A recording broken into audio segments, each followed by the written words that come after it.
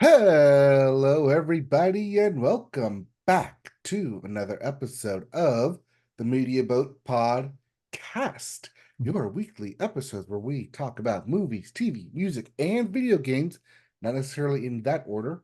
My name is Mike. His name is Matt.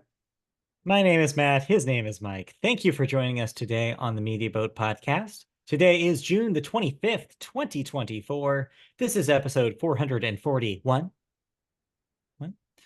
And unlike last week, we're going to do a regular order show for you today, which means that we start the show With the music section. Start the yes. music section with the Billboard. Start the Billboard with the Hot 100. And the hottest song in the land is Please Times 3 by Sabrina Carpenter. This is Sabrina Carpenter's first number one, although it should have been Espresso. Instead, it's Please, Please, Please, which is a decent song. It's just not Espresso. But congratulations to Sabrina Carpenter, her first number one of, I predict, probably more than that. I think that she is just starting probably a pretty successful career. Yep. At number 2, I Had Some Help by Post Malone, featuring Morgan Wallen. Mm-hmm. At number 3, a bar song, Tipsy by Shabuzi. Shabuzi. Coming in at 4 is the aforementioned Espresso by Mm-hmm. Sabrina Carpenter. And rounding out your top 5, $1,000,000 Baby by Tommy Richmond.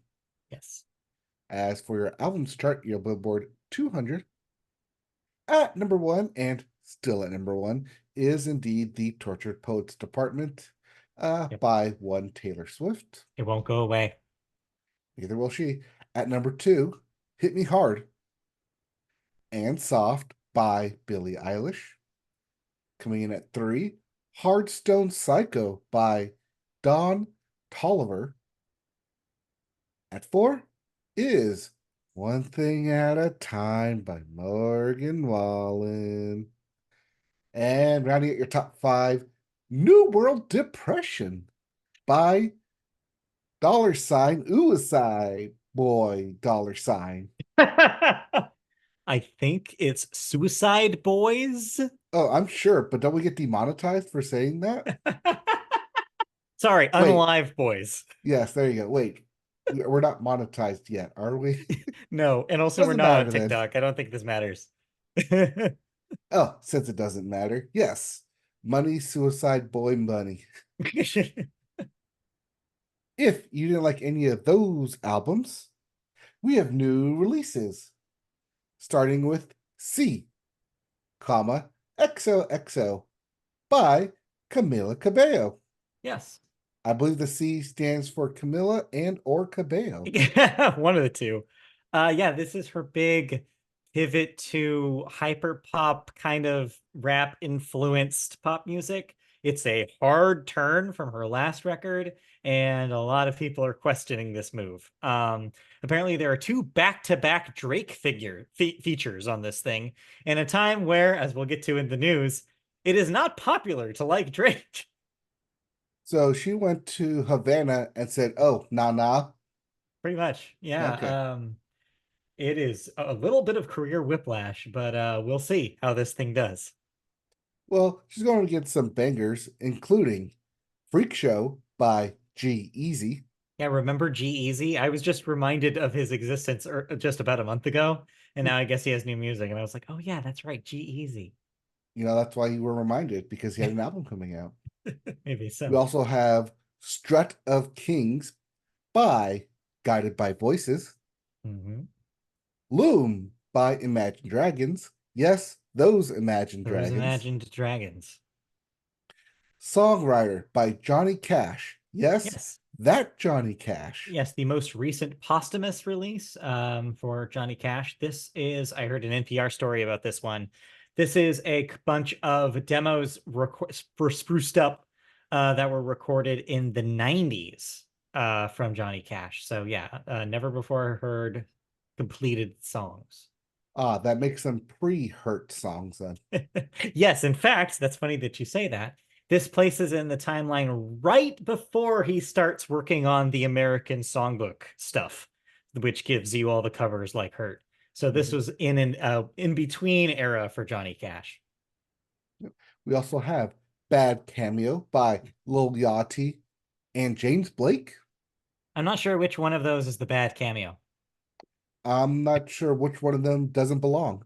Exactly. We also have God Said No by Omar Apollo. Mhm. And lastly, Megan, Megan Thee Stallion. Yes. That is Megan coming out with the album titled Megan. No Yes. three in this one, just Correct. straight up Megan Megan. by Megan Thee Stallion. Megan the Stallion. So, which one of these does Camila Cabello not want to go up against then? Probably Megan. Anyway. Anyways, you mentioned Yes. Drake. Well, Drake's feuding partner, Kendrick Lamar, made a rare appearance I publicly. sorry. I thought for a second you were going to say Drake's funeral, which is basically what this thing It could have was. been. From everything I saw online, it was pretty much a Drake funeral. Yeah, sorry. Freudian slip. Go on. It's okay. Kendrick Lamar has rarely appeared publicly throughout his battle with Drake until last Wednesday night, which took us a whole week to cover Yeah. since we record On on Tuesday Tuesdays. nights. Thank you, Kendrick, for doing that. So, last Wednesday night, when the audience at the forum and on Amazon Prime gathered to hear and see these new songs and more come to life. The show was divided into three sections. The first set of West Coast artists under DJ Head. The second set under Not Like Us producer Mustard. Mustard on the beat. And the third headlined by Lamar himself. Headset, and I know how that sounds, uh, featured new Top Dog Entertainment artist Ray Vaughn, all female rappers Kuzo, along with Blue Bucks Clan and West Side Boogie. Meanwhile, Lamar did indeed rap Not Like Us, not once, not twice, not three times, not four times, not five times, not six times. No, Wait, stop, stop. hold on, I It went was too five far back. times. Five times in succession, Yeah, this was just to all prove over. that he was not like us. Yeah, this was all over my timeline. People had a lot of fun watching this thing. It was a moment in West Coast rap history. We got to all witness it together. It's pretty crazy. And yeah, like all of this because Kendrick Lamar really hates Drake. He hates To everything be about him. fair, Kendrick Lamar did not start this, though. No, he didn't, but he has taken it and is treating it as his own. He's very much now the arbiter of Drake hate. And he wants to invite all his friends over to tell him and to rub it in his face. As the song says itself, you know, sometimes you got to pop out and show them. And well, they popped out and they showed him. If I was Drake, I would just wrap it up. I mean, how do you come back from this? Do you I do don't an know. well, he can't do an East Coast. Technically, he's Canadian. So do a North Coast? There No. were some people saying Drake could do a version of this, but no, I don't think you do because I think if you're Drake, it's like to do anything to even respond is to admit that you were hurt or to at least like is to be called out. And he's like, if we learned anything about Drake, is that he doesn't ever do that. Like he doesn't ever do the obvious thing because he knows that these people are people are watching everything he does. So I just think he just quietly disappears because I think it's the only adequate response to this. See, that's what should happen. But Yeah. if we know anything about Drake, he does not quietly disappear. Yeah. We'll see. But yeah, it's just embarrassing at this point. I mean, that it keeps going. That's been a month. Yeah. This feud just keeps going. I know. Well, no, I mean, like, it's got to be embarrassing for Drake, is what I'm saying. Well, yes, Because I assume it is always embarrassing just to be Drake. just to be Drake. Yeah, but all I can say is that yes, we will talk about more about some alleged pedophiles later. Anyways, Alleged. alleged. All right. Anyways. Did you listen to anything? I did listen to one small thing that we can talk about real briefly here, not a full record, but a song. Um, Charlie XCX continued making internet history over the last couple of weeks. This time by doing something that I don't know if there's a precedent for in the world of pop music. Making up with like squashing a beef, like contrary to Kendrick Lamar and Drake continuing a beef. This is squashing a beef by inviting your beef subject on a song for a remix. So we mentioned when we talked about Brat, the new Charlie XCX record, a couple of weeks ago, that there is a song called Girl So Confusing, in which Charlie seems to be talking about Lorde and talking about how they have kind of a strange relationship with each other. That they maybe hang out and they maybe have dinner together, but they don't really like have much to say to each other. It's awkward when one reaches out and Lorde sometimes cancels, and that Charlie doesn't know how Lorde thinks about her, and vice versa. They have this like tenuous kind of vibe going on, and Charlie wanted to write a song about it. Well, at some point in between then and the release of the remix, Charlie reached out to Lorde, left some sort of voice message, and Lorde responded and said, actually, hey, let's figure this out. And sent Charlie a verse to basically be in a remix of Girl So Confusing. And voila, this week it was released and it's out in the wild. And Lorde's verse is surprisingly personal and introspective. She goes into about how she feels bad about canceling the plans, that she was dealing with some internal struggles. Namely, she says she was struggling with her weight and her body image, saying that she had kind of largely disappeared because of this, which I don't think anybody knew. And at the by the end of it, just explains that she has these kind of like these tendencies and that she didn't mean to do any of this, and that she does want to like make a song with Charlie and she does want to reconnect, and that she rides for her. It's very cute, it's very sweet, it's like very cool to see like people who are prominent pop figures collaborate in such a personal way, like in such a humanizing way. It sounds like just two girls squashing the beef, just like two girls being like, hey, no, sorry, I misinterpreted your like this thing, like let's actually patch this up, let's hang out sometime. It is an incredible weird thing in pop music, and I think that from now on, I think like patching it up over the remix is going to be like a thing, and it's cool to see. So now we got to have Kendrick Lamar and Drake record. No, no, that's not getting patched up. No, I'm saying it's very nice and very unorthodox to Yeah, have music beef be squashed when you put out a verse with each other. yeah. I mean, when you knowingly put out a verse and approve a verse with each other. Right. It's cool. And hopefully this leads to sometime them performing together. That would be really cool. I would like to see that. Maybe this is kind of the first opening salvo in new Lorde music. We haven't heard much from her since Solar Power a few years back. Mhm. And yeah, it's an interesting time for both of them. And yeah, it just continues to show that Charlie is innovative in all sorts of ways. And it's definitely one of the coolest music moments that I can think of the year so far. Yeah, see, people, you can be innovative outside of the studio. Yeah, turns out. Turns Anyway. out. All right. Let's move on then into video games. And we start with new releases, including an anime game, Yep. Spy X Anya, Operation Memories for the PS4, PS5, and the Switch. I believe this is a spin-off of sorts of Spy Family. Is that Yeah, what this Spy is? Cross Okay. Family. Yes. Yeah. We also have Neo Sprint for everything, wide release. You got it. You can play it. Riven for the PC. Oh, the sequel to Myst. Is that what that is? Yeah, Riven, the sequel to Myst. Like, way. Yes. Yes, so this is I actually do know. Yes, this is a remake of Riven, which was the sequel to Myst, the famous PC game Myst. The original one came out in 97.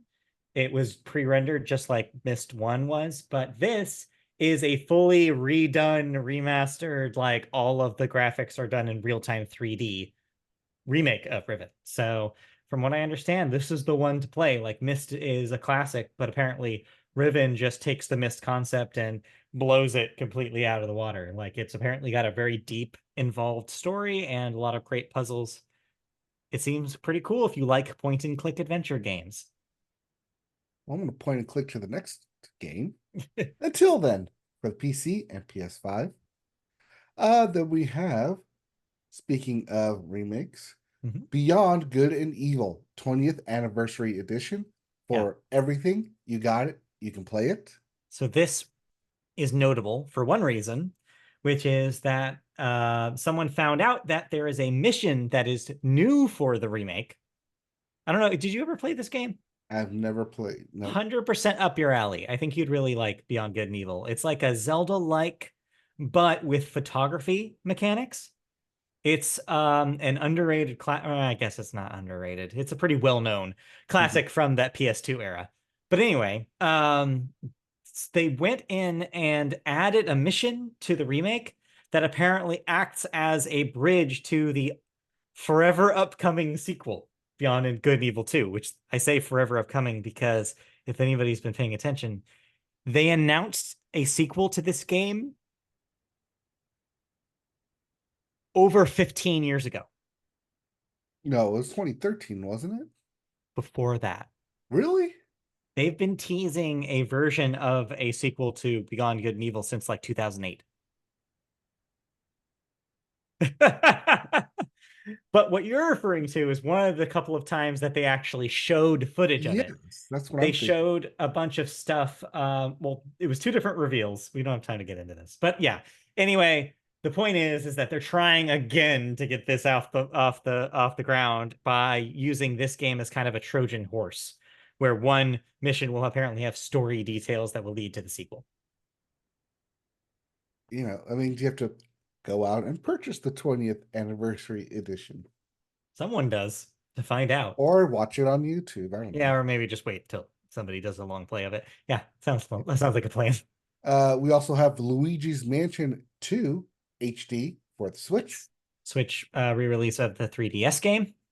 And lastly, Super Monkey Ball, Banana Rumble for the Yep, Switch. Monkey Ball. It's back. It's a Super Monkey Ball game.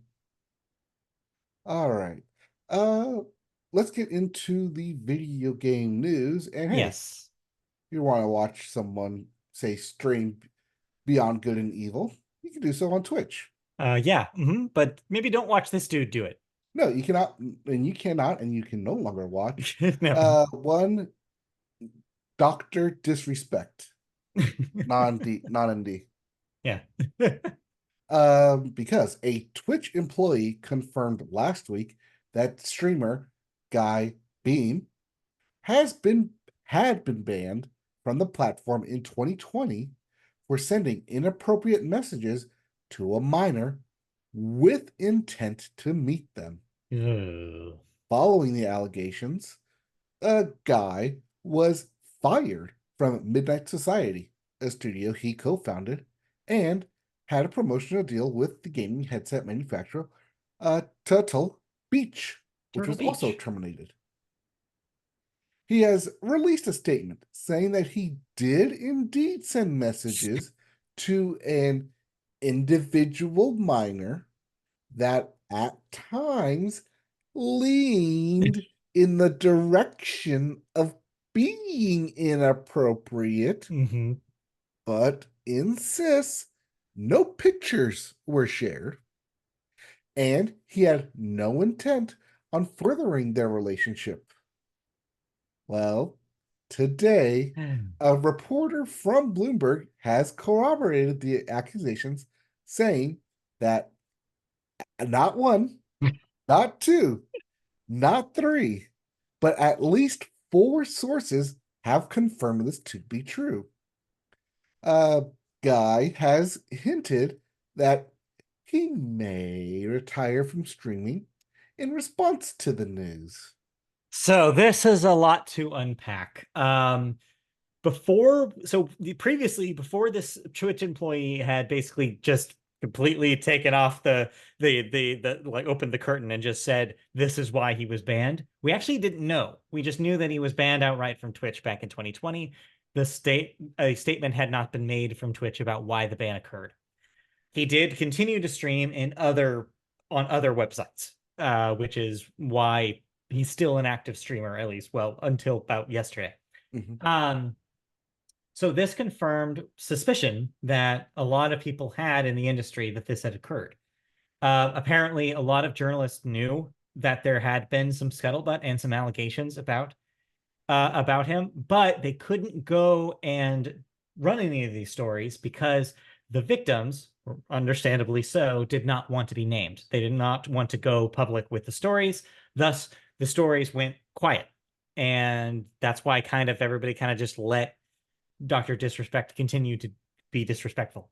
Um, Interesting to note here, this is already after he had already been banned once prior. I don't know if you remember this, but he was once caught taping a segment for a YouTube video in a bathroom at a convention and was banned shortly from Twitch after this occurred as well. So he has a history of doing very strange, stunty things.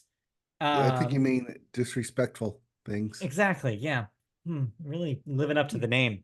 Yeah. Um, so yeah, anyway, he still says, despite admitting that there was some sort of conversation with a minor, he does use a lot of verbal gymnastics to try to explain how nothing that he did, he says, was illegal and that he didn't overstep any legal boundaries while this took place. Of course, that is up to interpretation and obviously does not, lessen the impact of what the victims have, explained what happened to them. So it's a complicated thing. Needless to say, though, he seems to be over it at this point and does not want to engage in this conversation or this narrative anymore. And so that's why he's basically on his stream on Wednesday or on Monday Monday. or like I Yeah, forget is a this few week? days So ago. Monday, Sunday or Um, Monday. Basically said that he was hanging out his hat and he was basically like that. Yeah, sorry, I can't do it anymore. Because yeah, like losing your a big promotional deal with Turtle Beach and basically being ousted at the studio that you are half responsible for is a pretty big shot to your ego. And he was probably like, all right, fine. Even though I didn't do anything wrong, I'm going to quietly shrink back into the background because he knows. He knows that no one wants to do business with him anymore with this on his reputation. And yeah, I 100% have the back of the people who are making the allegations, who have, dealt with some shady behavior with this guy because you don't name yourself Dr. Disrespect if there isn't a shred of truth in there somewhere. So yeah, he seems like a lousy guy, even though we have to say these are just allegations. It's also easy to come out and say that you had no intent in furthering a relationship if you Right, never actually meet up with someone, right. even if in text you had all intents and purposes to meet up with them. It's easy to say Yeah, it after the fact, like, oh, well, we never did meet up. We never did. I never sent a picture. I could have, but I didn't. right. Could Yeah, have been it's more inappropriate, but it wasn't. So I didn't do anything wrong. like I said, it's And just it's incredible. skirting that Like, moral line yeah, ambiguity, which the company and Turtle Beach didn't want to be a part of. just crazy verbal gymnastics that you have to say basically just say, oh well, I did do the thing, but like since I can't prove that I didn't, but also it's not a big deal, right? It's like sure. Anyway, so yeah, it's lousy. He seems like he's pretty lame, but because it's the internet, he'll find an audience and he'll continue doing what he does somewhere because there's always an audience for shit heels on the internet. I think InfoWars is looking for a new host, right? I don't know. That might be a different kind of low. But then I don't again, know, but you can just take the name Dr. Disrespect and just fits right in, yeah, right? a little bit. Anyway, we don't cover that, thankfully. No, we do not. Anyways, that's it for that story. So Anyway, did you play anything? not really. Just more Clone Hero. Yeah, Nothing. I haven't played anything, although I am inching closer to making the purchase of NCAA and Madden bundle Oh, just right. because I haven't played a football game in a while. Yeah. The last one was 2020, 2021, the GOAT edition. So like, ooh, it's just scratching the right everything promotional material I see of it scratches the right itch for me. I'm like, you know, last thing I thought was Final Fantasy, and that lasted me 120 hours. So Yeah, you might play a lot of football. I will definitely play a lot of football. So I may be leaning closer ever so slightly to actually making that Just $150 purchase. But imagine it this way. Just get a little like prop up an iPad, have when the Olympics start on July 26th, have some Olympics going while you're playing football. Like what a perfect match. What a yeah, perfect match made in heaven. Anyway. speaking of the Olympics, let's move over to the television section. Yes, and we always start the television section with the sports section behind you. And starting the sports section this week, we have some around the sports world headlines. We start with Copa America, which begins throughout the US. Yes, not to be confused with the Copacabana. This is the soccer tournament for Yes. North and South America. And due to all the promotion that I did not see, it starts this week all across the United States because they are the host Yes. country for the Cool. for this year. So, soccer madness. So tune in if you love the soccer. Also tune in to see Messi break some records as he plays for the team of Argentina, Mhm. including playing in four. Eight, is this? Oh god, which one is it? I think it's four different Copa Cups and like the most games played by a single player. That Wow. those will be broken by him over the course of the tournament, and he has the ability to break the most goals by a single player and the most was it hat tricks by a single player too. But that one's a little more tough because it's 3 goals in a game. But he's Messi, so he probably can do it. If anybody can, it's Yes. Messi. All right. Speaking of Messi, the Olympic trials, the U.S. Hey. trials continue in advance of the Olympics. They continue through Sunday. And yeah, that will determine who will go to the Olympics to represent the U.S. on July 26th. Yes. NBC has been having a field day showing all the replays in prime time for everyone to get amped Mhm. on who will be representing the United States, as well as showing off all of the promotional packages for all these athletes.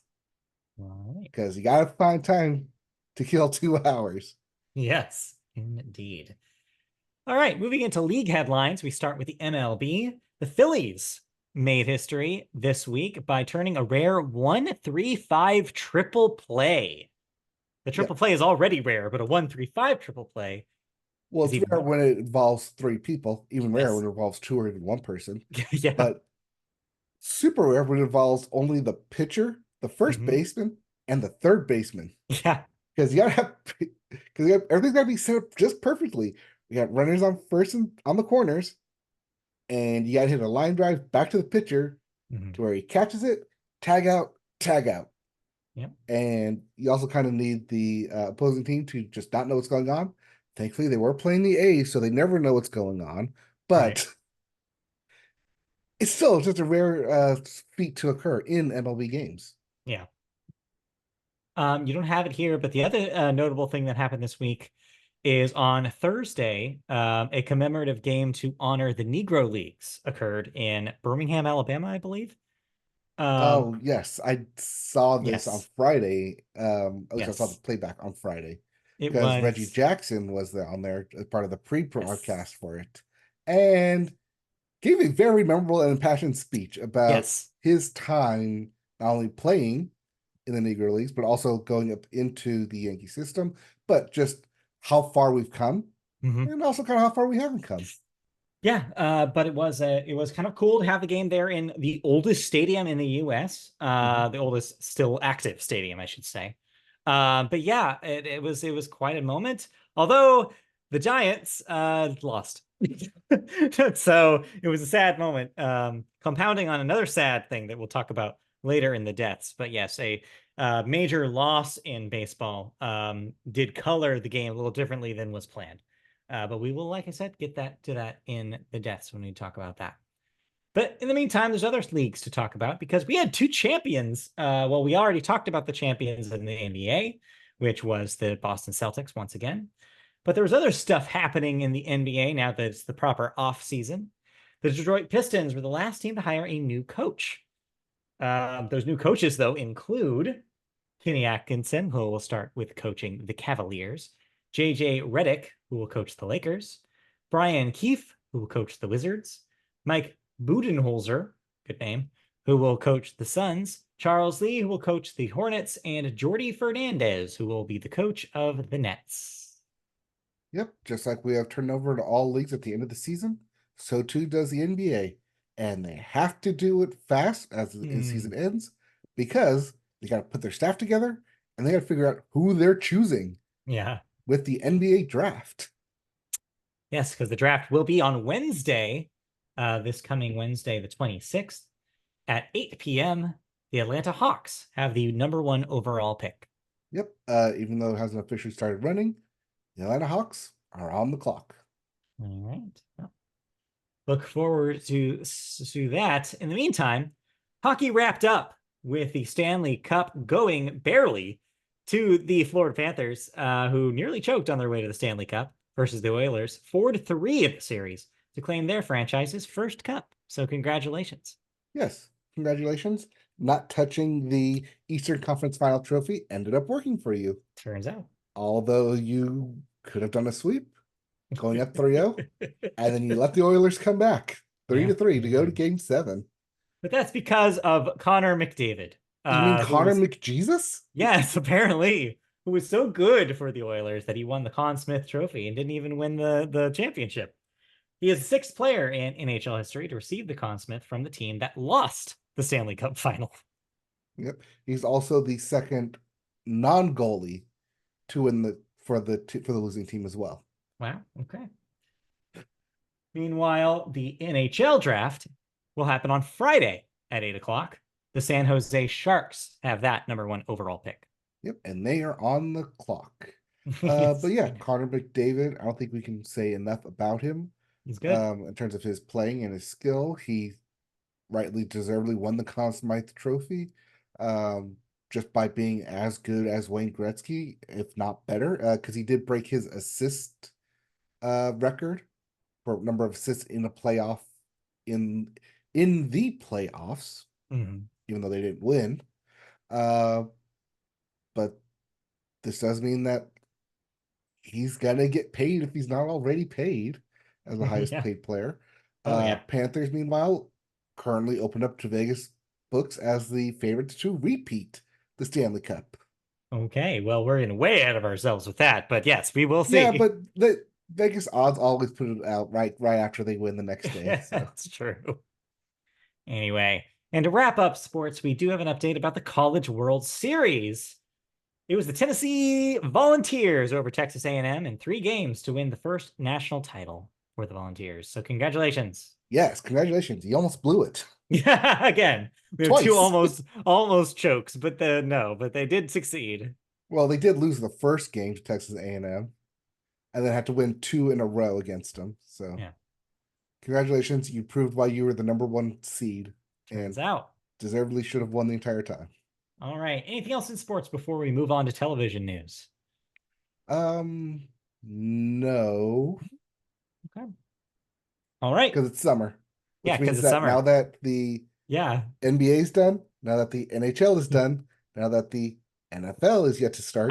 I was telling Chrissy, it's like, well, yeah, you better watch baseball because it's the only game in town, baby. It is literally the only game in town. Yep. Oh, yeah. Best time of year. Anyways, let's move on into television news. We're not going to talk about regular television this week. We're going to talk about pirated television. Yes, specifically Jetflix, which I've never heard of until today. So thank you for gracing me with the idea of Jetflix today. 5 men were convicted this week by a federal jury in Las Vegas for their part in operating Jetflix, which officials say was one of the largest illegal streaming services in the U.S. At one point, Jetflix claimed to host more than 183,200 television episodes, a lineup larger than the combined catalogs of Netflix, Hulu, Vudu, and Amazon Prime Video. According to court documents and evidence presented at trial, beginning as early as 2007, the five men used sophisticated computer scripts and software to scour piracy services, including the Pirate Bay and torrents, for illegal copies of TV episodes, which then they downloaded and hosted on Jetflix servers, according to federal prosecutors. The jury convicted the five men of conspiracy to commit criminal copyright infringement. The men face a maximum of 5 years in prison, according to the Justice Department. So I don't want to out you here, but have you heard of Jetflix prior to this news story? I had not, but Okay. when this news story did break, a lot of people were asking, "What? I could watch all these episodes? Yeah, I didn't Where? What were they doing?" Yes, because for only $10 a month, you could sign up for. Sorry, you could have signed up for Jetflix and scour only TV episodes. Is it of pirating? past. Is it still pirating if you're paying for it? Is it pirating if you're paying for a pirated Yeah, version of it? that's a good question. Is the end user doing anything wrong there? They're paying. They're paying. They're just not Right, paying the creators. right, which is Hmm. why like the end users are not being sued for Right. the for let's say I think there was this is that technically it's money laundering Yeah, I guess. because it's Huh. not using your own copyrighted material, and they Yeah. take, even though they are taking it from piracy sites, but they're not going after the piracy sites, they're going after this official streaming company. Yeah. Odd. But yeah, well, now I know it existed, now that it's too late to use it. And Yes. not that I would have, because we don't do any crimes here on the Media Boat podcast, that I know of. So yeah, I don't know, 441 episodes says at some point. don't go scouring our back catalog No, for no, do evidence not of go crime. listening to all No, 441 episodes at a single time. no, don't Do do not that. do that. Do not raise our, Yeah, no. streaming numbers. No, don't do that. That would be silly. Why would you do Yeah, that? why would you spend an entire week's worth of nonstop listening Hmm. to the Media Boat podcast? I don't know. Why would you review it and give it 5 stars on iTunes? Why would you do that? I don't know. We Hmm. don't have 183,000 episodes. No, We're not close yet. to. We are on our way to Are 183,000 episodes. we are on our way, certainly. Anyway, Jetflix. It's fun to say. Let's move on out of Jetflix and talk about some cancellations and renewals, shall we? Because we have Yeah, no what am I thoughts. no longer watching? We are no longer, well, you might continue to watch actually, because we have no cancellations. We just have a couple of renewals here. Resident Alien, of which you are a fan, gets a Yes. fourth season on USA. Yeah, it's moving from sci-fi to USA. Yes, after a brief stint on Hulu, I think. Uh, It was on streaming for a hot second there. it was no, Yeah. Like I don't season think it was three, I want to say exclusive was on a streaming streaming. thing. No, it's always been sci-fi. Okay. I thought for some reason it had gone to streaming before this. Anyway, it'll now be on USA for season 4. Next up, The Reluctant Traveler with Eugene Levy, because Eugene Levy needs something to do, gets a third season on Apple TV Plus. Reluctantly gets a Reluctant. third season on Apple TV Plus. All right, now we have some deaths, 3 notable ones this week. And we start with the one I mentioned briefly earlier, which is baseball legend Willie Mays. He passed at age 93. Of course, if you don't know who Willie Mays is, Hall of Fame baseball player, played for the New York/San Francisco Giants and later the New York Mets, was a 24-time All-Star, World Series champion in 1954, and of course, 660 home runs, which is a beautiful number, if you ask me. Yes, it is. He was known as the Say Hey Kid. Took the words right out of my mouth. But Beat yes, me to it. But yes, I mentioned him earlier in passing because he played in the Negro Leagues originally before he played for Major League Baseball proper. He played for the Birmingham Black Barons in that stadium in which that special game was played on Thursday. Sadly, he passed just 2 days prior to that game he had been planning to appear. He was planning to appear at the game and be part of the Mhm. remembering the Negro Leagues and honoring his legacy just as much as the team. That of course did not happen. He did pass, but it made the event even more special because they were able to kind of honor his legacy in part by having the game take place there. So yeah, it was weird cosmic timing, but beyond that, also speaking of impassioned speeches, you also got to see as part of that event, his son say a deeply moving statement about his father. So that was very cool. So yeah, baseball legend, and he will definitely be remembered forever as one of the best to play it. Yeah, I mean, 660 home run says he is the best or one of the best. Yeah. Just to put that in perspective, the closest active MLB player currently is Giancarlo Stanton Mhm. with 430 home runs. Yeah, it's a big gap there. And considering if you hit 50 home runs in a season, you consider it a great season. Right. He needs to do that at least five more times to Yeah. catch Willie Mays. Yeah, it's gonna be quite a feat for somebody to do that. Yep. So we're not looking till like at least in this decade, Right. someone entering the 600 home run club. Yeah. Let's see. But yes, he will be missed. Speaking of, we also lost Donald Sutherland this week, an actor of legend, age 88. Of course, he was in MASH, Ordinary People, even The Hunger Games, won an Emmy in 1995. Believe it or not, never won an Oscar. Yeah. Uh, most people most recently know him from President Snow from those Hunger Games Mm. films, but yeah, just a powerhouse of an Mhm. actor. Um, Kiefer is deeply saddened by this. Yes, yes. Same Sutherland turns out. Yep. All right. And then lastly, we have Taylor Wiley, also an actor, died at a young 56, has been in Hawaii Five-O and Forgetting Sarah Marshall. AKA the big Hawaiian guy that you typically see Ah, okay. in movies set in Hawaii or films Got set in it. or shows set in Hawaii. I think he was Yeah. also in Magnum PI, the reboot, because Okay. it's set in Hawaii. Yeah, that's so young though, especially compared to 93 and 88. It's 56 does kind of stick out in this list. So yeah, Yes. that's a sad one. All right, let's move on from deaths into the last segment of the show, which is movies. And we always start the movies with the weekend box office numbers. And surprise, surprise, your number one from last week carries on to this week as Inside Out 2 has made another $101 million with a second strong week. You have an obnoxious number here. I think you're missing, or like you put one too many digits. Oh, yeah, it's 354 million. Thank you. I was gonna say $3 billion. It is now the best, most, it's made the most money of any movie in history. No, After it two is made, weeks, yeah, 2 weeks. It's made $354 million in 2 weeks, which is still nothing to sneeze at. It is easily now the best performing movie of the year. yes, it officially passed Dune 2 Yeah. to make it the best performing movie. It is also the only film to cross the $300 million mark In its second this year. week. In the It's second week. how is it like this thing is gonna be 500? Like this is gonna make 500 in its theatrical run.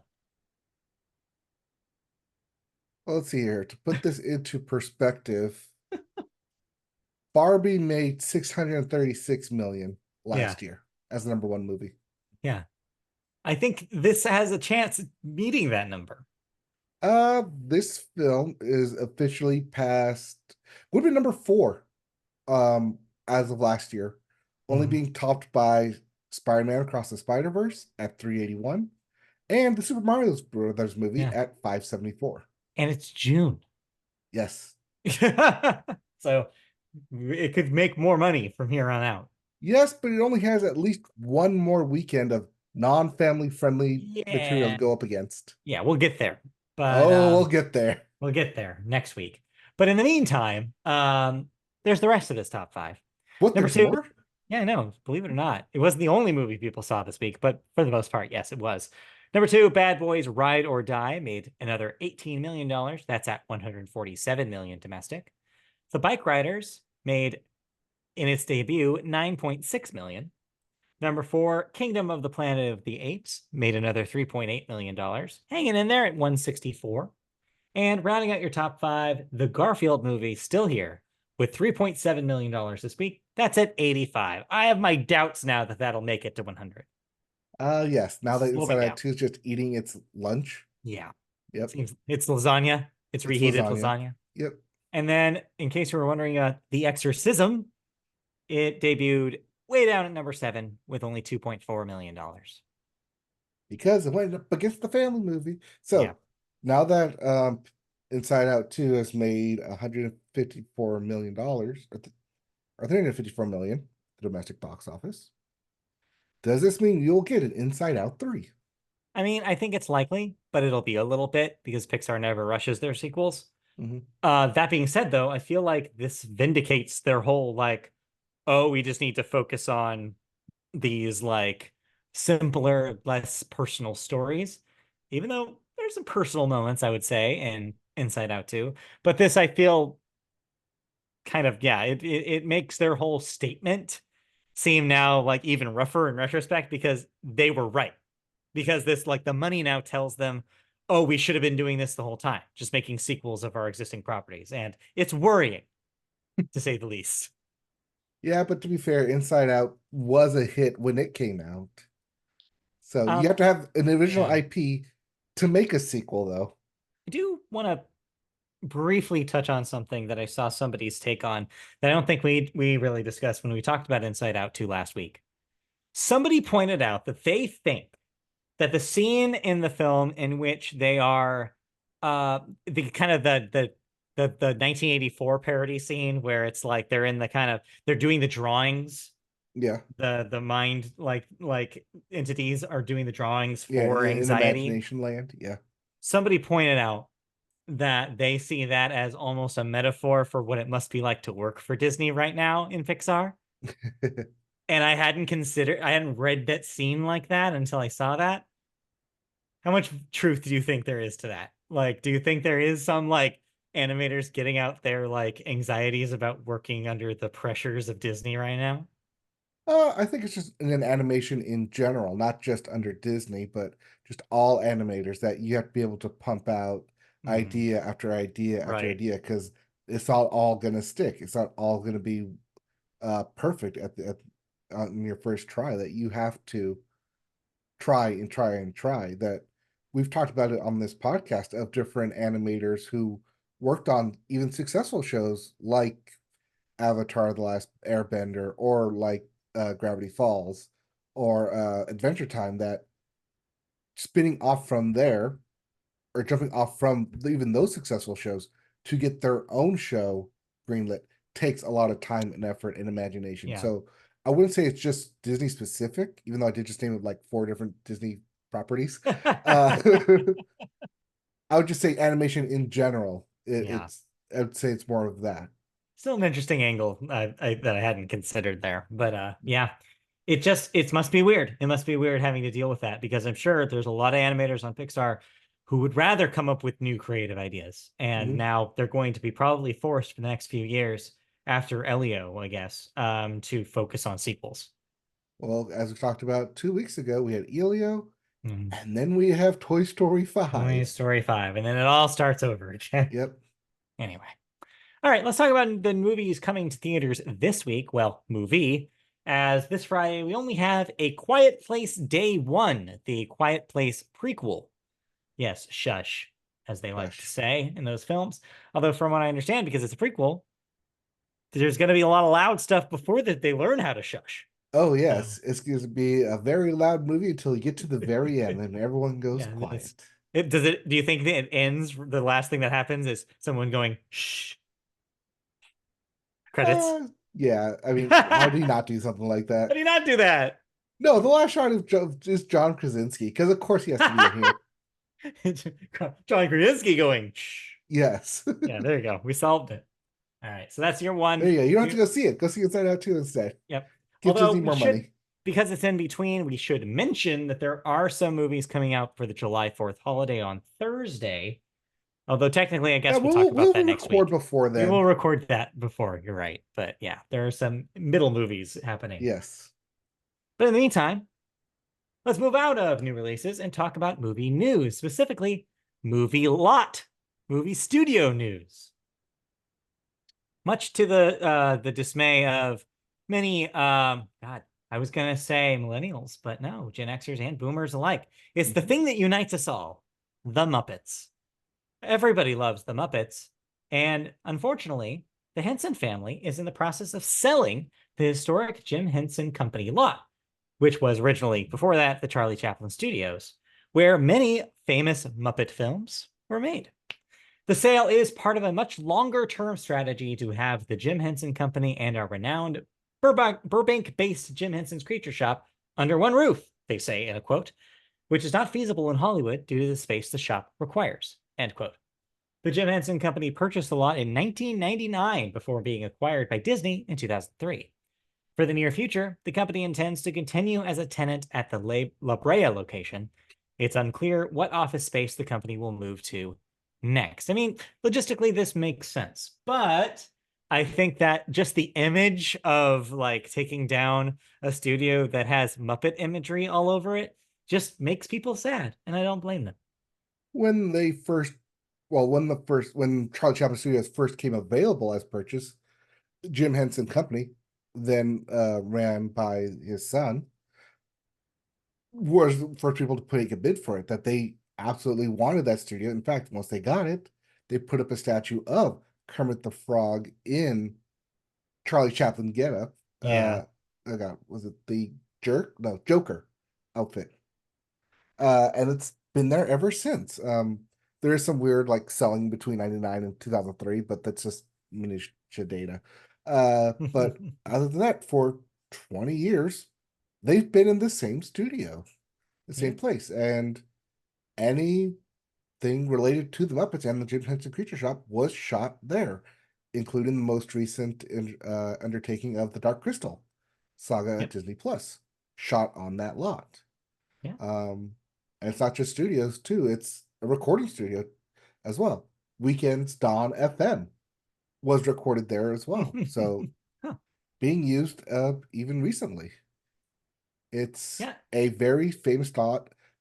It didn't say who was purchasing it, but when it does get sold, that they're still going to be on the lot. They're just going to lease it back to themselves until they eventually move to, like it says, under one office space. Probably going to be in Burbank because that's where Disney is, Yeah. but we'll see. Yeah. I mean, it's just, yeah, I think that, yeah, there probably isn't any real bad news here besides the fact that you'll have this storied, like historically important lot go through another process of sale. But like, besides that, like, I think people maybe are overreacting because they're sad about the Kermit thing being taken down. That being said, I get why people are so endeared by it because the Muppets have touched us all in many ways. It's like when the CBS Studio City uh, was sold and being renovated, and they had to move The Price is Right and all those Right. game shows out for 2 years while it got renovated with a $5 billion renovation. Yep. Yep. Just people are nostalgic because Yeah. 20 years is a long time. Like it's become a staple of where you're going. And now it's got to be called something else. It's no longer going to be called the Arrowhead Pond. It's got to be called the Honda Center. It's no Yep. longer going to be called NRG Stadium. It's got to be called, what is it? Credit Union or whatever. That's boring. Yeah. Like people attach names. Staples Center, crypto, same thing. Although that's just logo changes. This is like actual like plot movements, studio movings. But Yeah. at least in the end result, the Jim Henson Company will eventually, for the first time in decades, be under one roof. And that's probably the silver lining out of all of this, that they want to have it all consolidated in one place. Yeah. It's true. It's probably easier for them. Yeah. All right. Easier to haul Well, around the Muppets. yeah. What? No, they walk across the lot themselves. How dare you?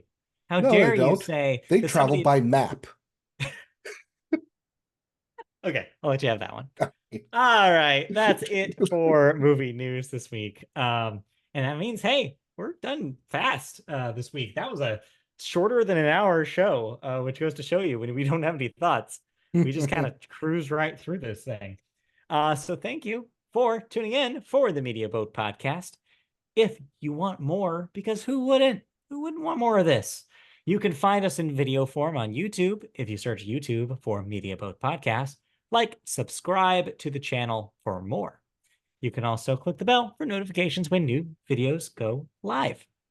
If you'd rather listen to us the old fashioned way in your ear holes, there are podcast options for you as well.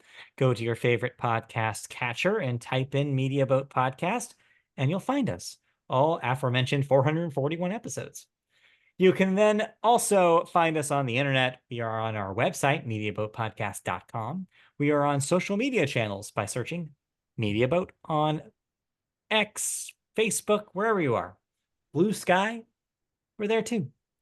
And then last but definitely not least, if you want to be part of the action, you want to ask us a question, give us feedback, all sorts of different things, you can email us, mediaboatpodcast@gmail.com, and we will answer said emails on the air.